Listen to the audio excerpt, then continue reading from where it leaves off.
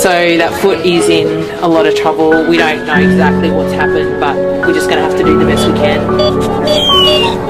You can literally see right down to the bone some of his toes. It feels like there's something in there. What we need to do is put the ultrasound on and see what it is. He's got internal bleeding. He needs surgery urgently.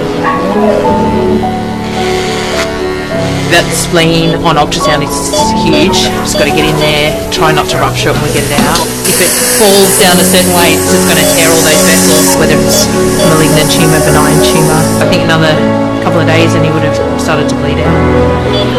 Nothing.